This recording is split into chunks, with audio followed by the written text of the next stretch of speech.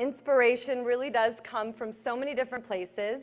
And for me, the inspiration came from my own butt.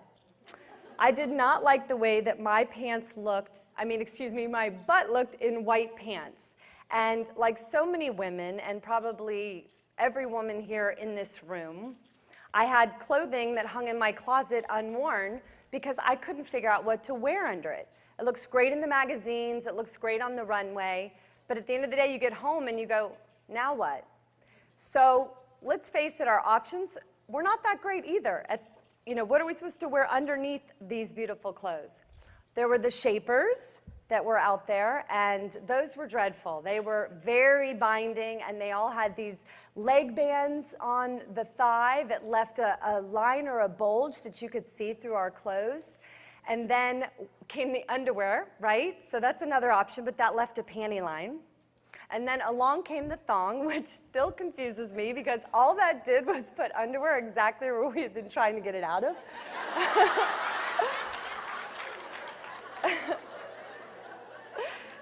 So I took matters into my own hands, and I actually cut the feet out of my own control top pantyhose.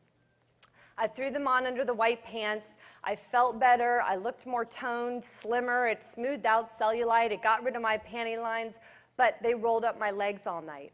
And I remember thinking, I have got to figure out a way to comfortably keep this down on the leg.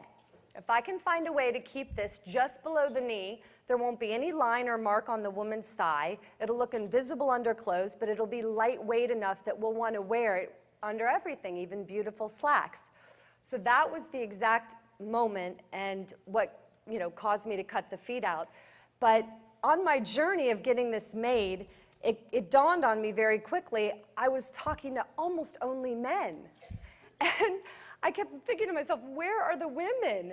And then it dawned on me, okay, so maybe this is why our pantyhose and our shapers have been so uncomfortable for so long, right? Because the people making them were not spending all day in them. And if they were, they certainly weren't admitting it, so. So I started the process, and at the time, I'll paint the picture a little bit about where I was in my life.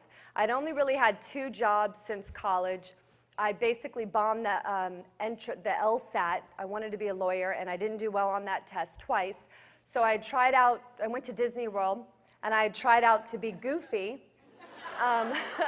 But you have to be 5'8" in order to be goofy, and I'm only 5'6", so they made me a chipmunk.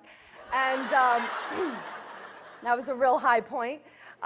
So I did that for about 3 months, worked at Disney World, and then I ended up selling fax machines door to door for 7 years until I cut the feet out of my pantyhose. I had never taken a business class. I'd never worked in fashion or retail, and I had $5,000 in savings. I just moved out of my mother's house. I was 27 years old, and I was probably dating a loser at the time. So there you have it. There I was, and I wanted to wear these pants. I didn't know where to go, so I decided I've got to get this made. I went on the internet, and I started looking up hosiery mills, and I went to a website called thomasregistry.com, which lists all manufacturers in the United States. Now it's called thomas.net, but they listed it for me, and lucky for me, most of the hosiery manufacturers are in North Carolina. Well, I was in Atlanta, Georgia at the time. So I started picking up the phone and calling all these manufacturers and introducing myself over the phone. And I couldn't get the right person on the phone. People kept transferring me around. I mean, I imagine on the other end of the line them saying, there's a girl on the line, so she's going to transform her own butt. Like, which department am I supposed to send her to? Everyone kept either hanging up on me saying, no thanks, it's not a good idea. So I believed in my own idea enough, though, that I realized, okay, I want to patent this. I may be having some difficulty right now getting someone to help me make the idea, but I want to protect it. So I went and looked up on the internet Martindale Hubbell, which is a website that lists attorneys, and they will tell you the ranking and sort of the rating next to them. I started looking for a female patent attorney in the state of Georgia, and I couldn't find one. So I called the Georgia Chamber of Commerce, and I introduced myself, said I'm looking for a female patent attorney, and they told me that there actually was not a female patent attorney in the state of Georgia at the time. So I said, okay, I'm gonna go describe this to a man and we'll see what happens. And I went on the website, I picked 3 different law firms. I cold called each law firm. I put on my nicest suit from selling fax machines that I had. I had my lucky red backpack that was with me the entire journey of Spanx. And I went and met with them. Well, they all quoted me between $3,000 and $5,000 to patent it, and I had $5,000 set aside in my savings to do this. So I decided to patent it myself. Well, the attorney that ended up helping me at the very end of this process, he admitted to me that when I came to him with the idea, that he thought my idea was so bad when I met with him, that he actually thought I had been sent by Candid Camera. Which completely makes perfect sense, because as I was sitting in the room explaining it to him, he kept looking around the room, and he later said to me, he said, Sarah, I really have to tell you, I either thought you were sent by Candid Camera or that I was being pranked by some of my guy friends, because you whipped out the pantyhose, you're showing me the crotch and where you cut these and how you're going to change the world. And he's like, I wasn't used to that. So I ended up going and buying a book called Patents and Trademarks at Barnes & Noble on Peachtree Road in Atlanta.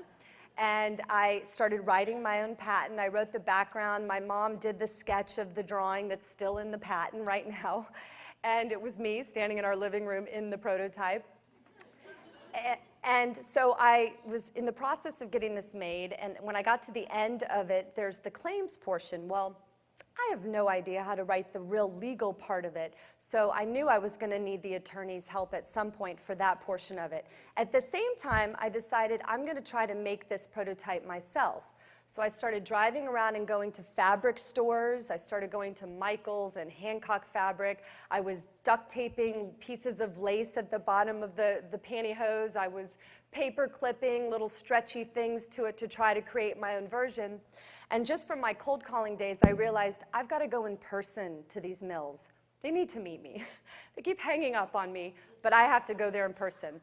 So I took a week off of work from selling fax machines at Danka, and I drove around North Carolina, and I went door to door to all the manufacturers that I'd been calling on the phone.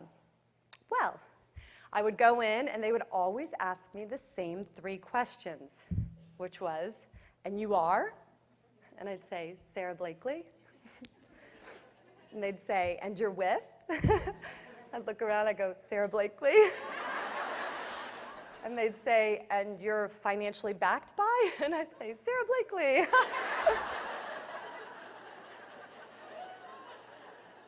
So, so nice to meet you, Sara Blakely, but we're not interested. They all escorted me out, and I didn't have any luck on that road trip. But what happened was 2 weeks after I drove around North Carolina in person, I actually got a phone call from one of the manufacturers in North Carolina, Sam Kaplan, in Charlotte, and he said, I quote, Sara, I've decided to help make your crazy idea.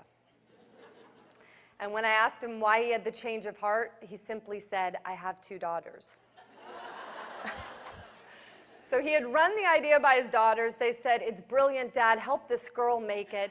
And we set out to make it. So the process of me cutting the feet out of my pantyhose while trying to get the prototype made before I launched it was 2 years. So there was a year solid of me driving in North Carolina on the weekends and at night, or taking time off from work to go and work on the prototype, get it made.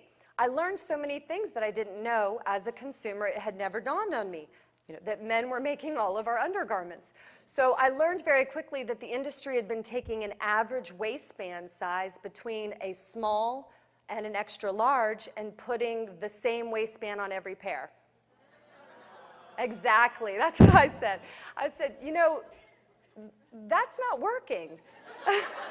We're really uncomfortable. And they were doing it to cut cost in production. So I immediately changed that. In a Spanx waistband, a size small gets a small, medium gets a medium, and so on. Makes perfect sense, right? I also realized that they had been putting a tiny rubber cord inside the waistbands that had been there forever. Well, we had made so many advancements in yarns that they no longer needed the rubber cord, but no one had stopped to say, do we still need to put this? So I immediately took the rubber cord out of it. And another thing I learned was the way that they were doing sizing was just so, blew me away. They would figure out a size by putting them on plastic forms. And they would all put it on a plastic form. They had different size forms, and they would stand back with their clipboards and